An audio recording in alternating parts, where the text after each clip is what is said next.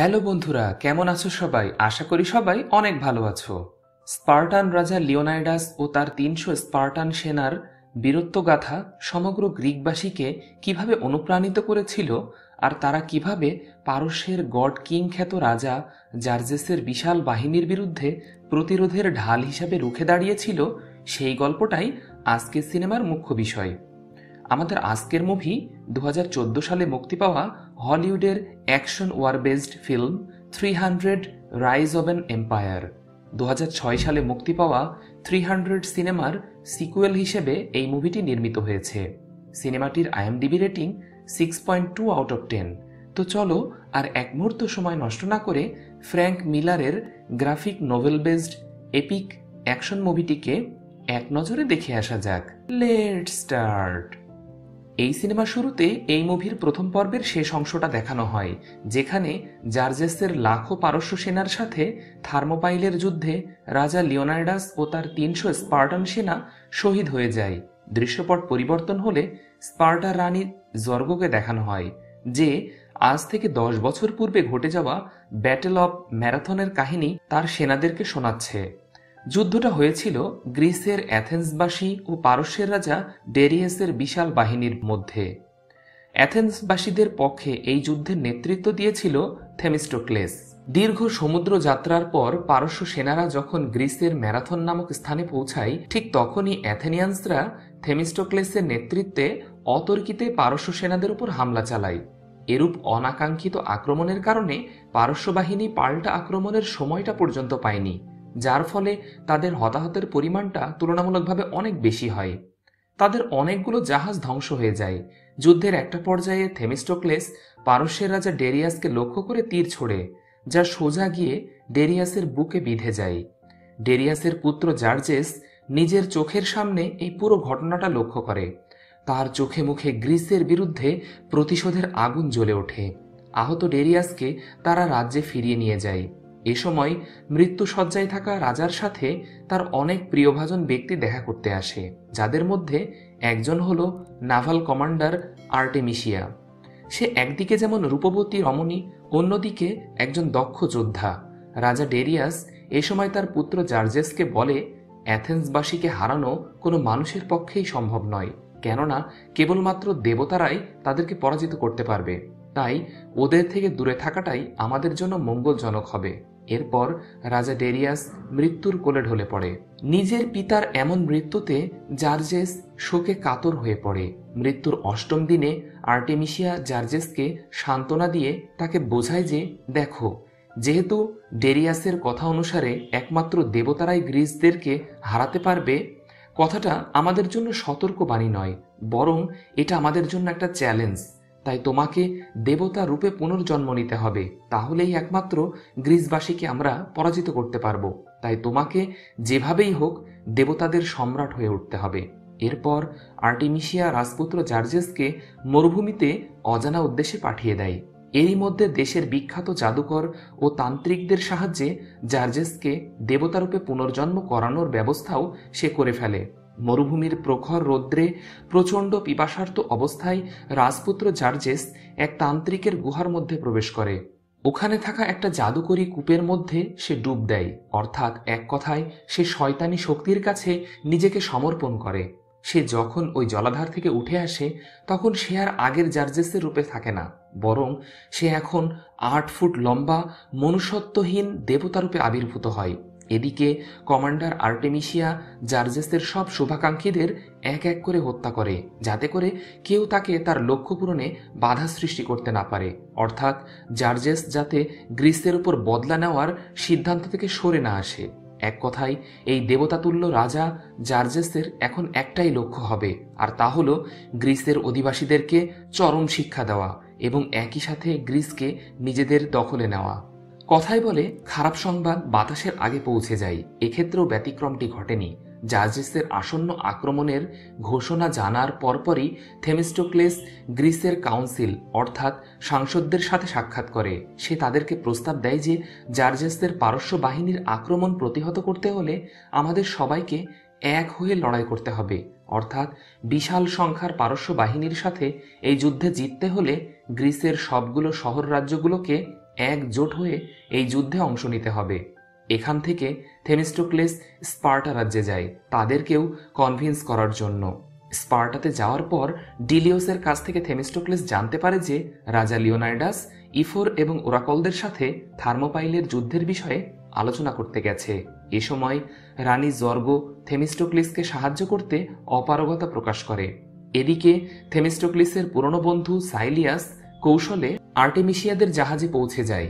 সে তাদের যুদ্ধের প্ল্যান এবং আর্টেমিসিয়ার ব্যক্তিগত কিছু চাঞ্চল্যকর খবরাখবর জেনে যায়। এরপর ওখান থেকে প্রাণ বাঁচিয়ে সুকৌশলে সে ফেরত আসে। তারপর সে তার পুত্র ক্যালিস্টোকে সাথে নিয়ে থেমিস্টোক্লিসের সাথে দেখা করতে যায়।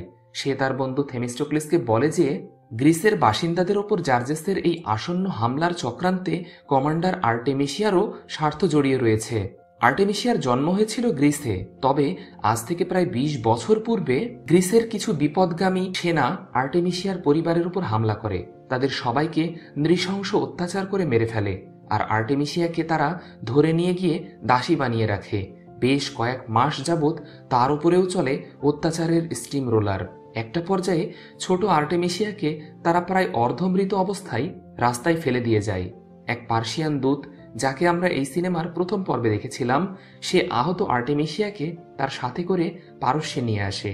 সে তাকে আশ্রয় দেয়, তাকে সুস্থ করে তোলে, তাকে নিজের মেয়ের মতো করে লালন পালন করে বড় করে তোলে এবং একই সাথে দক্ষ যোদ্ধা হিসেবে গড়ে তোলার সব প্রশিক্ষণ তাকে দিতে থাকে। দেখতে দেখতে আর্টেমিসিয়া পারস্যের সবচেয়ে দক্ষ আর ভয়ঙ্কর যোদ্ধাতে পরিণত হয়। পারস্যের রাজা ডেরিয়াস আর্টেমিসিয়ার দক্ষতাতে মুগ্ধ এবং খুশি হয়ে তাকে নাভাল কমান্ডারের পদে অধিষ্ঠিত করে। অর্থাৎ ধীরে ধীরে রাজা ডেরিয়াসের অনেক আস্থাভাজন আর প্রিয়ভাজন ব্যক্তির তালিকায় নাম লেখাতে সমর্থ হয় কমান্ডার আর্টেমিসিয়া। এদিকে সাইলিয়াস থেমিস্টোক্লিসকে আরও জানায় যে স্পার্টান রাজা লিওনাইডাস তার ৩০০ স্পার্টান সেনা নিয়ে এরই মধ্যে পার্সিয়ানদের সাথে মোকাবেলা করতে হটগেটের উদ্দেশ্যে রওনা হয়ে গেছে। তাই আর দেরি না করে সাইলিয়াস থেমিস্টোক্লেসকে সাথে নিয়ে যুদ্ধের প্রস্তুতি শুরু করে দেয়। এই যুদ্ধে সাইলিয়াসের পুত্র ক্যালিস্টোও অংশ নেয়। যদিও সাইলিয়াস চাচ্ছিল না যে ক্যালিস্টো এই যুদ্ধে অংশ নিক, কিন্তু তাদের সকলের শরীরে যে গ্রিসের রক্ত বইছে, অর্থাৎ যুদ্ধ সংগ্রাম এগুলো তাদের রক্তে মিশে রয়েছে। এজন্য সাইলিয়াস তার পুত্রকে আর বারণ করতে পারে না। তারা এই যুদ্ধের জন্য কয়েক হাজার সৈন্য আর ৫০টা যুদ্ধজাহাজ রেডি করে। আর্টেমিসিয়া তার কিছু সৈন্যকে যুদ্ধের উদ্দেশ্যে পাঠায়, কেননা আর্টেমিসিয়ার ধারণা ছিল যে তাদের এই লক্ষ লক্ষ সেনাবাহিনী আর এই বিশাল বিশাল রণতরীগুলোর সাথে গ্রিসরা কোনোভাবেই পেরে উঠবে না। এদিকে থেমিস্টোক্লেস তার সৈন্যদেরকে যুদ্ধের কলাকৌশল সম্পর্কে ব্রিফিং দেয় এবং বলে যে পার্সিয়ান যুদ্ধজাহাজগুলোর সবচেয়ে দুর্বল পয়েন্ট হলো এর মাঝখানের অংশ, আর তাই আমরা এই দুর্বল অংশেই আক্রমণ করব। আজিয়ান সমুদ্রে যুদ্ধ শুরু হয়ে যায়, যা ব্যাটেল অব আর্টেমিসিয়াম নামেও পরিচিত। থেমিস্টোক্লিসের প্ল্যান অনুযায়ী গ্রিসের জাহাজগুলো পার্সিয়ান যুদ্ধজাহাজের মাঝখানের দুর্বল অংশে অ্যাটাক করে। ফলে কিছু বুঝে ওঠার আগেই সৈন্যবাহিনী সহ পার্শ্বদের শক্তিশালী রণতরীগুলো সমুদ্রে তলিয়ে যায়। দূর থেকে কমান্ডার আর্টেমিসিয়া তাদের প্রথম দিনের ব্যর্থ অভিযান দেখতে থাকে। পরের দিন আর্টেমিসিয়া আরও বেশি সংখ্যক রণতরী আর সৈন্যবাহিনীকে যুদ্ধের উদ্দেশ্যে পাঠায়। এ সময় গ্রিসের কমান্ডার থেমিস্টোক্লেস তাদের যুদ্ধকৌশল কিছুটা পরিবর্তন করে। পারস্যের যুদ্ধজাহাজগুলো গ্রিসের যুদ্ধজাহাজগুলোর দিকে এগিয়ে আসলে গ্রিসরা তাদের যুদ্ধজাহাজগুলোকে সামনে এগিয়ে নেওয়ার পরিবর্তে পিছনের দিকে নিয়ে যায়। একটা পর্যায়ে অতিরিক্ত কুয়াশার কারণে সমুদ্রের মধ্যে গ্রিসের জাহাজগুলোকে আর দেখা যাচ্ছিল না। পারস্যের রণতরীগুলো বোকার মতো আরও এগিয়ে গেলে কুয়াশার মধ্যে পাথরের সাথে ধাক্কা খেয়ে আটকে যায়, আর এই সুযোগটাকে টোপ হিসাবে কাজে লাগিয়ে গ্রিসের সৈন্যদল চারদিক থেকে পারস্যদের ওপর হামলা করে। তাদের এই অসাধারণ রণকৌশল আর তীক্ষ্ণ উপস্থিত বুদ্ধির কাছে এবারেও পারস্য বাহিনী ধরাশায়ী হয়। দ্বিতীয় দিনের মতো পরাজয় ঘটে তাদের। ওই রাত্রে আর্টেমিসিয়ার এক সেনা থেমিস্টোক্লেসের কাছে এক বার্তা নিয়ে আসে। সে জানায় যে তাদের কমান্ডার আর্টেমিসিয়া থেমিস্টোক্লেসের সাথে আলাদাভাবে সাক্ষাৎ করতে চেয়েছে। এটা শুনে থেমিস্টোক্লেসও রাজি হয়ে যায়। বার্তাবাহকের সাথে যাওয়ার পর থেমিস্টোক্লেস কমান্ডার আর্টেমিসিয়ার সাথে আলাদা কক্ষে সাক্ষাৎ করে। এখানে আর্টেমিসিয়া গ্রিসের কমান্ডার থেমিস্টোক্লেসকে তার রূপ লাবণ্য দিয়ে প্রলুব্ধ করে। পাশাপাশি সে তাকে তাদের সাথে হাত মেলানোর কুপ্রস্তাবও দেয়। যদিও থেমিস্টোক্লেসের ওপর এই সব অফার আর পলিটিক্স কোনো প্রভাবই বিস্তার করতে পারে না। অর্থাৎ আর্টেমিসিয়া থেমিস্টোক্লেসকে তার দেশপ্রেমের আদর্শ থেকে বিচ্যুত করতে ব্যর্থ হয়। নিজেদের ডেরায় ফিরে এসে থেমিস্টোক্লেস তার সেনাবাহিনীদেরকে আগামী দিনের যুদ্ধের জন্য মানসিকভাবে প্রস্তুত হতে বলে। পরের দিন বিশাল সৈন্যবহর নিয়ে পারস্য জাহাজগুলো গ্রিসদের জাহাজগুলোর দিকে এগিয়ে আসতে থাকে। এ সময় আর্টেমিসিয়া নিজেও যুদ্ধের বেশ ধারণ করে পুরো প্রস্তুতি নিয়ে আসে। তাদের জাহাজ থেকে এক ধরনের গাঢ় কালো বর্ণের দাহ্য তরল পদার্থ সমুদ্রের পানিতে তারা মিশিয়ে দিতে থাকে। এই তরল পদার্থগুলো টার নামে পরিচিত, যা আগুনের সংস্পর্শে সবকিছুকে জ্বালিয়ে দিতে সক্ষম। একই সাথে আর্টেমিসিয়া বেশ কিছু সুইসাইডাল বোম্বারকে গ্রিসের জাহাজের উদ্দেশ্যে পাঠিয়ে দেয়।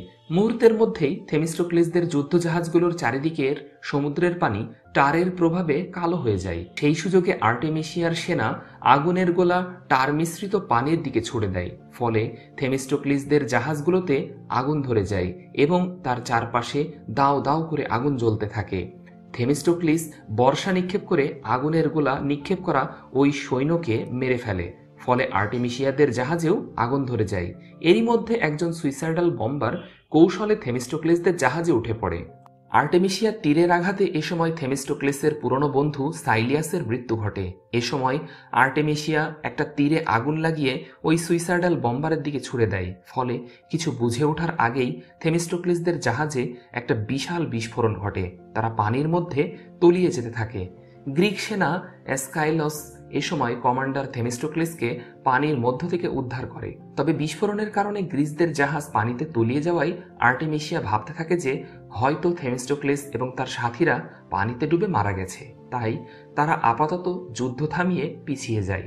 এদিকে আহত থেমিস্টোক্লেস লক্ষ্য করে যুদ্ধ করার জন্য তার কাছে আর মাত্র কয়েকশো সেনা আর মাত্র 6টা যুদ্ধজাহাজ অবশিষ্ট রয়েছে। এরই মধ্যে থার্মোপাইলে স্পার্টান রাজা লিওনাইডাস এবং তার 300 সেনা জার্জেসের লক্ষাধিক বাহিনীর সাথে যুদ্ধে বীরত্বসূচক পরাজয় বরণ করে মৃত্যুবরণ করে। জার্জেস এরপর শারীরিক প্রতিবন্ধী অ্যাফিয়াল্টেসের মাধ্যমে লিওনাইডাসের তলোয়ারটা গ্রিসবাসীদের কাছে পৌঁছে দিতে হুকুম দেয়, আর একই সাথে এই বার্তাটাও দিয়ে দেয় যে গ্রিসদেরকে জানিয়ে দাও আমি আসছি গ্রিসকে আমার দখলে নিতে। অল্প সময়ের মধ্যেই আর্কেডিয়ানদের লিডার ডেক্সোসের মাধ্যমে এই মেসেজটা কমান্ডার থেমিস্টোক্লিসের কাছেও পৌঁছে যায়।